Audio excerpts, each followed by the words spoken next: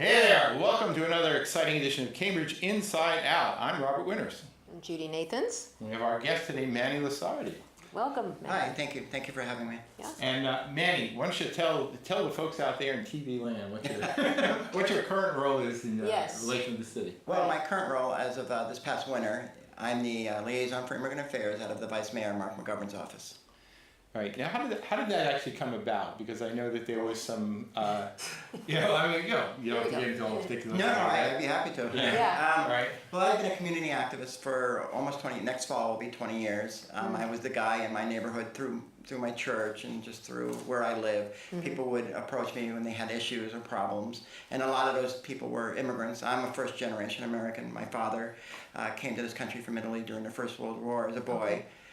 So he told me the stories throughout my childhood about what he went through as a young immigrant. So the Cambridge Immigrant Rights Commission was formed 10 years ago, but it was staffed in late last year, September. I was not chosen to be on the commission, so what's that saying about if you can't find a job, create a job? Huh. Right. So I approached other city councilors and was not having any luck, and then Mark McGovern and I met. Come from a sales background. I ran a mid-sized company for a number of years, and so I had a whole thing prepared, a good 20, 25 minute pitch to Mark, and we met at S&S, the diner in Inman Square, and 2 minutes into the conversation, he was like, "That's a great idea, let's do it." So 3 days later, he had me the business cards, the press release was out, and that's how we started. Now, my impression when you first got the job, I'm sort of aware that when you form a new this commission, after it's sort of ridiculous that it took 10 years to appoint it. Right. But once it was established, there's certain things city commissions can do. There's certain things individuals can do. Since you're a little more light and lively, you can interact with people. Right, because you're a volunteer. Well, so are the commission, except for the executive director. It's all volunteer commissioners, right? But you answer, there's an executive director. Exactly, you can't. So you really can't you're it's part very of the difficult city. to do things on your own. Right, where you're a liaison. Right. So, Mark, one thing I give Mark a lot of credit for is he gave me a lot of leeway, as long as I didn't do anything crazy. We've introduced a ton of legislation since February. The typical supportive resolutions like supporting the 287G. What's that? 287G is a program that it's an agreement between states and the federal government where they can sign up to act, police or jailers can act as ICE agents. Oh, right. There are 3 of our jails in Massachusetts that Are participating. are participating in that Bedford program. or I something. remember when that was Bristol order like this. Other legislations, like last night we did Yeah, an that's an idea with important DACA. one. Yeah, could you explain that? You want to? Sure. DACA is Deferred Action for Childhood Arrivals. And the idea behind that I got it from Governor Raimondo of Rhode Island. Yeah. The past few weeks, she created a program where they will pay for DACA fees, which is $495. That's pretty expensive. Right. Every 2 years they have to pay that? Every 2 years, but it ends, as we talked about earlier, right. Thursday. That's because of the Trump. But right. I think the interesting part of it was that there's approximately 1,200 DACA beneficiaries in Rhode Island, with 7,900, give or take, here in Massachusetts. And Rhode Island was able to raise $170,000 for DACA fees privately. The idea behind this is hopefully we can do the same thing with a legal defense fund for undocumented immigrants. It seems like a great idea, actually, to me, and I thought a lot. I think part of the order, at least as I was reading, is sort of ask the legal people, how can we actually do this? Right. Is it similar to the Berkshire Fire Fund? Would it be? Didn't the city administer that, but the funds were raised? The issue was you can't use tax dollars. No, I understand that. Okay. Neither, and the Berkshire was separate monies, but the city seemed to have administered it, or they created. Maybe the mayor created. There was an end date. Right. So this would not have an end date, but it would be similar in Yeah. implementation. Right. Maybe. I Okay. mean, So it can be done. I think so. Well, and there are other examples you can come up with too, where Yeah. there's sort of this delicate business about under the anti-aid amendment in this for the state, where you can't just grab tax dollars and say, Right. hey, I think this is a great thing. Let's Right. Sure. if it's just benefiting individuals, Yeah, right. then it's a little tricky. Sure. I've always been a little curious about that because obviously we do affordable housing programs where if somebody gets housing, they are the individual. Yeah, but it's coming under a beneficiaries, larger. But it's still the city owns the housing. Right. Exactly. Or whatever, right? They don't. Yeah. but it's delicate. But Yeah. and I think I pointed this out on the Civic Journal too, which is that the city has a long history of working with agencies and nonprofits and whatever to facilitate things. So there's got to be ways to make these good things. I agree. There's we can get. There's no deadline to getting a report, so I'm going to wait until after the election, and then I'll through either Mark's office or somehow put pressure on getting a response from the city manager's office, and I would assume Nancy Blowa. Well, what happened to the order? It was approved? Yes, it passed 8-0 with one absent. Okay, and that means it goes where? Well, it goes to the Place on manager. file, or it goes to the city Goes to the manager, who then Yeah. gives it, no doubt, to the law department probably first. Oh, and that's what it, okay. Right, but again, all the So city you have to get a departments. report back. basically. Yeah. And it doesn't seem like this one should be altogether too complicated, so they Right. should be able to come back in a reasonably Right. timely way, I would Yeah, hope. yeah. Right. Actually, one thing I think is, there's a distinction between sort of doing things because it's a good thing, but there is some call for, I think, quantification. I saw something with talking about immigrants in Cambridge, just what percentage of the population is immigrant, or what percentage of the population are non-citizens, or versus immigrants, or how many are undocumented versus documented. Honestly, I don't really have a sense of it. I only do from the people I interact with. Right. I know through open source journalism that there's 49 undocumented immigrant families living in public housing. Right. But I don't even have a specific number. But I should also mention that even though I work out at a vice mayor's office, I deal a lot with people from Somerville, from the surrounding communities. They It's call all me, connected, and sure. obviously I'm not going to say no, I can't speak to you because you're not from Right. Cambridge. But Right. I do a lot of that as well. Right. And a lot of what I do is just word of mouth. Over the weekend that our friend Trump was thinking about getting rid of DACA, my phone kept ringing from people I've never Wow. met or known. I would assume my business card is probably on a bulletin board somewhere. Yeah. And, they call me with questions that I often don't have the answer to. I'm not an attorney, so I can't. But you are, I have to mention, because as I was reading from some article about you when you were appointed to the position, it said that you had, We do research here. we do research, you went to Logan Airport on January 27th. Yeah. Well, actually, I was there the day before. Okay, The reason being is a mother called me, and I'm sure you guys can respect, I'm not going to use names, Yeah. but a mom called me Yeah. from, I think they were originally from Afghanistan. The father was an interpreter during the first Gulf War. wow. So they had a 19-year-old son who had not yet come. He was going through the multi-year process of getting approval, a visa to come here. And so the day before the first ban hit, Wow. he was literally leaving Jeez. he was in Pakistan. He was leaving to come here, but his papers said Right. Afghanistan, so he would have been stopped. So she called me at 4 o'clock in the morning, Manny. I've met her a few times through church. And she said, can you please go down? I called an immigration attorney friend of mine. We get down there at 4 a.m. 16 hours later, the ban hit. He would not have been allowed in. I have eaten more Middle Eastern food after that for weeks. The mother cooked me. Was tons he of in food. transit and not able to land, or is he not even on the plane? At that time, he was literally in transit, but the that's ban what- had not hit. If the Right, ban had but hit when he was in an airplane, he would not have been allowed in. So he wasn't in the airplane yet. No, he was in the airplane, but he was traveling. I It was see what a you're saying. state If he hadn't gotten layover. on the airplane, Right. it would He have was. been, He was either just about to get on or actually Sure. on. Yeah. And then 16 hours later, from when I got Right. him, Amazing. there was no problems at Logan.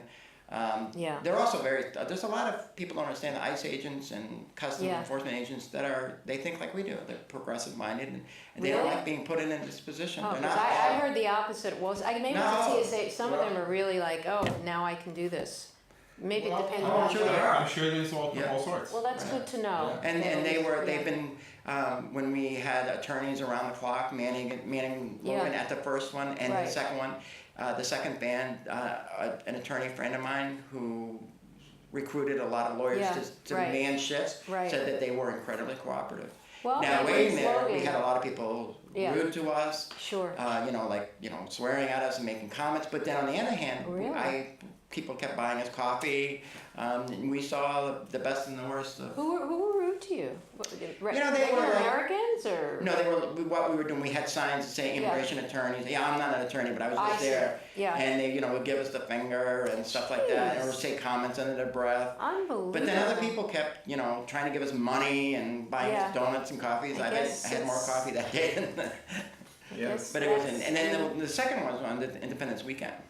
And the remarkable part about this is a young woman, I don't know if her name is Samantha Phillips, she's a nonprofit attorney, and she organized from nonprofits like ALA and the other immigration nonprofits that do a lot of legal work.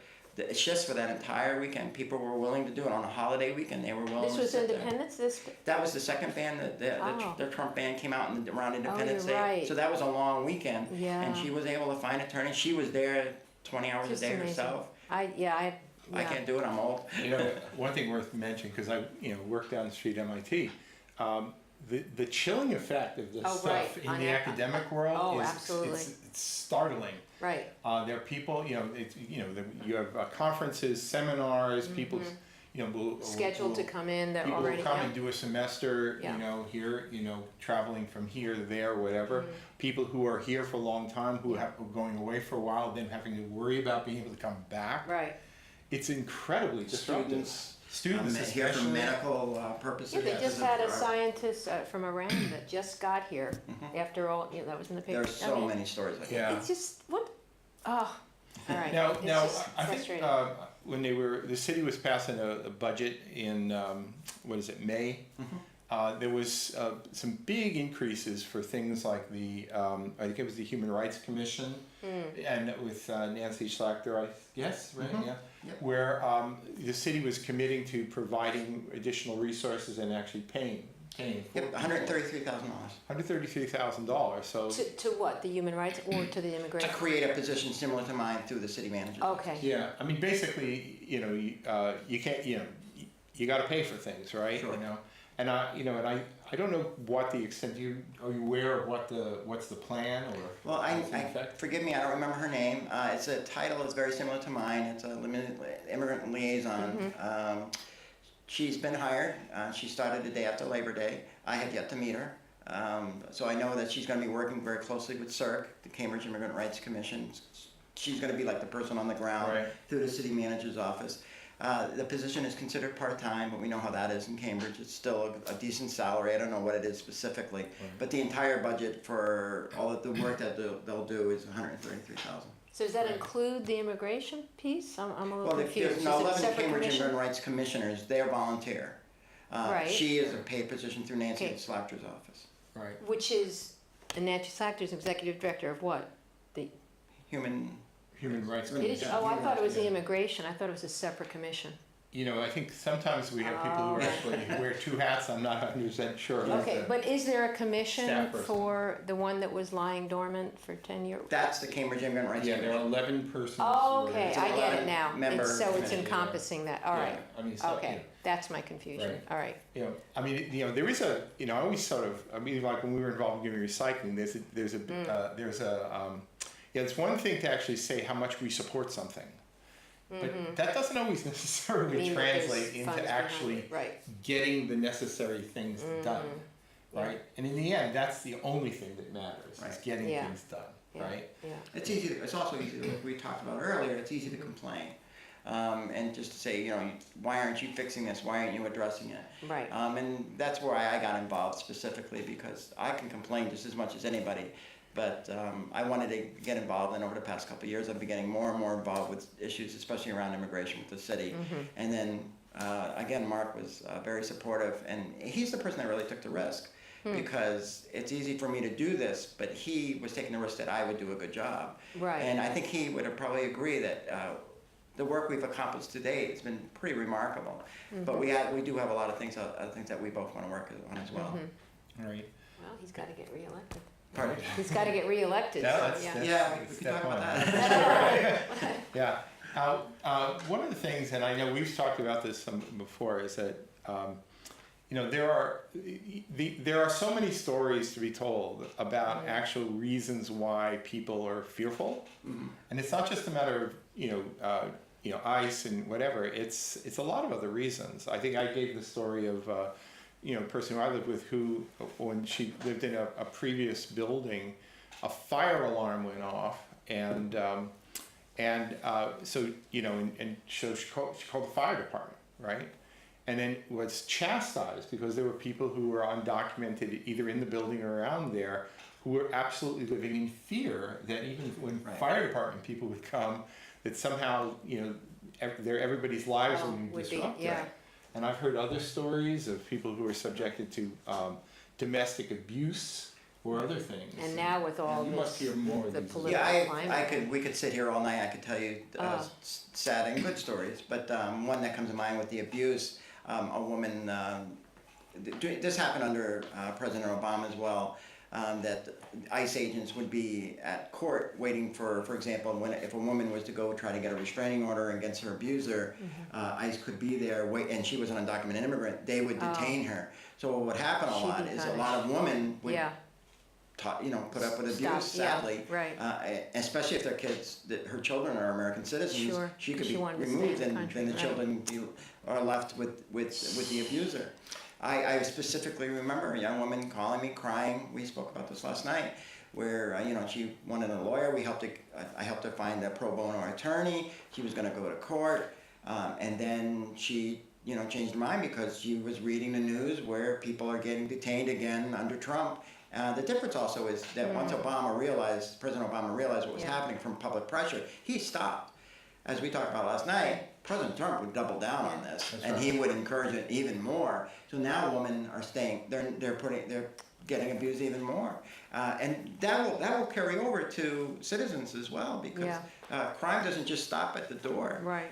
So these people are getting away with murder. It's probably worth also mentioning that if you knew somebody was an undocumented immigrant, a woman in particular, and you were so predisposed toward being a horrible human being, you might actually target a person like that, knowing full well they would be fearful of reporting. Well, all the trafficking and sex, all that. Exactly. plays Well, into that, I've been approached. I've heard through contacts around the country and through other nonprofits, there are people that find communities and go to them and say, "This reminds me of the '60s. You start giving me $50 a week, or I'm reporting you," and you can go to 10 different. Who do they turn to? If they live on the South Shore, there's not one sanctuary sitting on the South Shore. So where do those people go? They can't go to the judge and say, "Hey, this person's doing this to me," because then all their friends, their family will be deported. So that's increasing even more. The weekend, going back to the DACA decision before Trump made that decision, I was contacted by the stereotypical superstar DACA kid who couldn't be more than 21 years old, started a business, a successful business, has employees. And she called me up, crying her eyes out, saying, "Manny, is my social security number going to be any good? Is my driver's license going to be any good?" And we didn't have any answers. And so this is snowballing. It's just, It's I really growing bigger in think, the community, and people realize. I'm hoping Congress will do the right thing, because I think even you had Republicans that said, look, these are people are serving the country, they're doing this, they're doing that. They have clean records. They had to go through hoops to get there. I mean, come on. Well, the raid we had last week, where there were 50 immigrants that were detained last week, 20 of those had no criminal record. I know, that was scary when I read that. Yep. Where did that happen? Communities surrounding sanctuary communities. Wow. I believe what they're doing is they're testing the waters. Oh, it's And terrible. it'll be in Cambridge before you know it. There'll be a raid within the next 6 months here in Cambridge. Oh, gosh. Now, there was some efforts being expanded. I know Somerville is listed as a sanctuary city, but there's actually a different term from sanctuary city. Trust Act cities.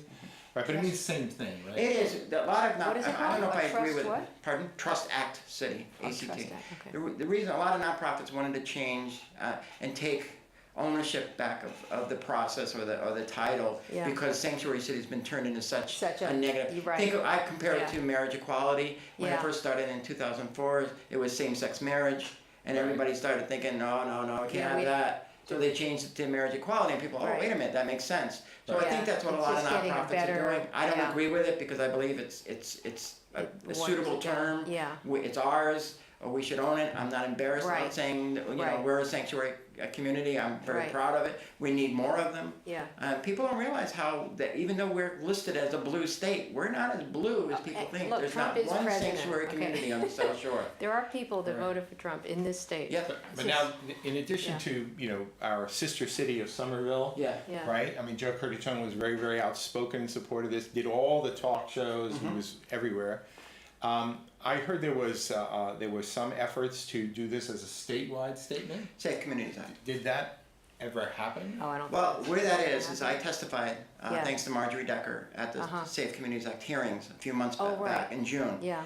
Where it's at is I've talked to Marjorie and Representative Connolly on this issue. What's happening is that there are 91 communities, give or take, that, as you said, voted for Donald Trump. So state reps in those districts Are not- don't want to upset Right. the Trump supporters so they lose their seat. So Right. DeLeo has not called for any more action than the hearings that we've already Yeah. had to vote on or anything in that process because they don't want to. I want to find out who would vote against this so we know Right. that we have to target them to get them out of office. Right. They obviously don't want that to happen. But currently, there's no current action on the Safe Communities Act. That would, in essence, make the entire state a sanctuary community, pretty much, and including not creating a Muslim list. But a few Right. minutes ago, I mentioned the 287G program. Right. That would make that moot. It would. Huh. They could not legally do that anymore. It would stop the Sheriff Hodgins from proceeding Right. with what he's doing. He could not legally do it anymore. Yeah. Well, they're getting money, and these communities are cash strapped. They're giving them a lot of money to do that, right? That I to don't house know. them in their prison. That I don't know. I don't know if it's. Per prison, they're getting money. That's what I heard.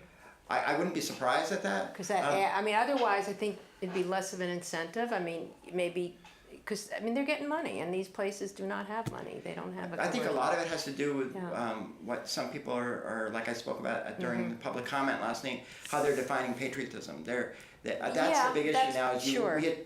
Throughout our Right. history, immigrants Yeah. have always been the scapegoat. They're Right. generally poor, they can't Yeah. vote, they have no power. So Right. it's easy to attack immigrants. Right. So I think now the right, especially, not all Republicans, but many of them are, making undocumented immigrant issue a patriotic issue. That if you're Yeah. American, you would not want these. Get them out of here. Let's build a wall. Oh, it's just sick.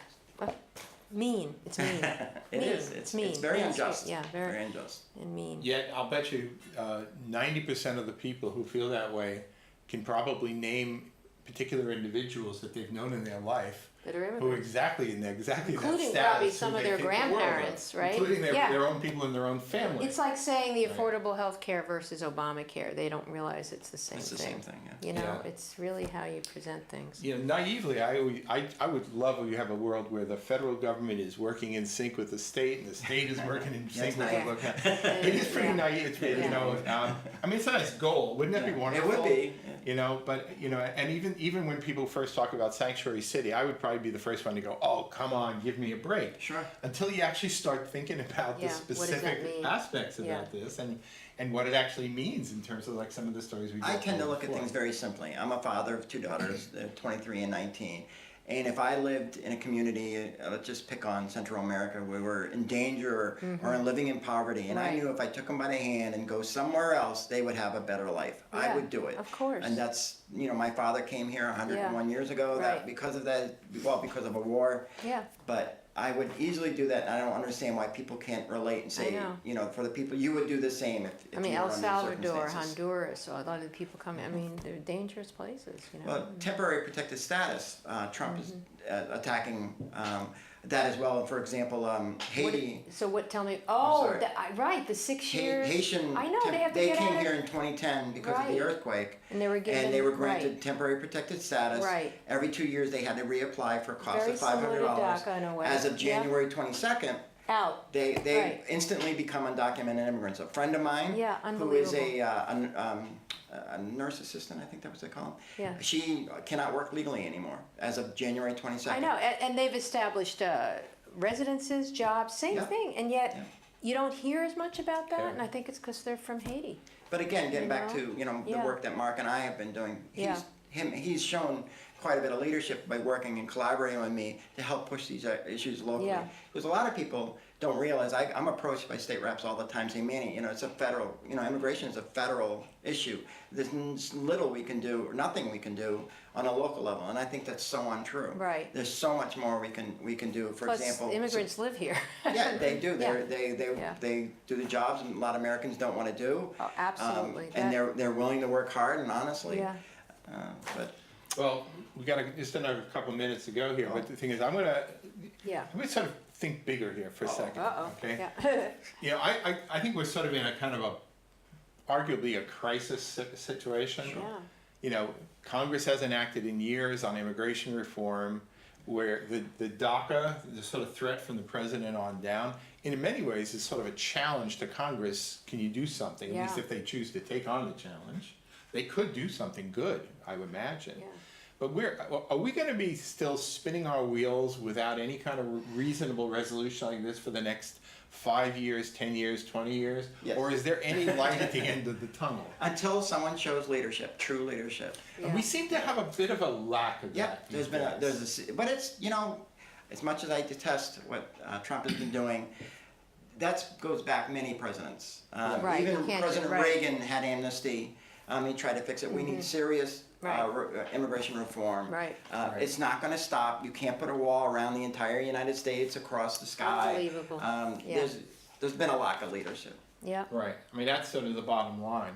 But, sometimes, who is it? Rahm Emanuel, I think, amongst others, pointed out that says sometimes a crisis can become an opportunity. Well, I think And in fact, you Confucius should- said that. Is that right? So I go, In every crisis, here I there's am quoting the opportunity. mayor of Chicago, right? Yeah. Yeah, well, Confucius, Jews, mayor of Chinese, Chicago, so you know right? what Yeah, it yeah, is. that's right, yeah. What he did though, he unilaterally created a legal defense fund. He just said he put $1 million into an account for Rahm Emanuel? Rahm Emanuel Wow. in Chicago. Yeah. And that's when Mark and I started thinking about maybe we can do the same thing. Yeah. Not $1 million, but maybe we No. could raise it privately. We won't mention how they're in Yeah. financial straits in Illinois, but that's right. Right. Sometimes I think that's sort of like become sort of the new American way.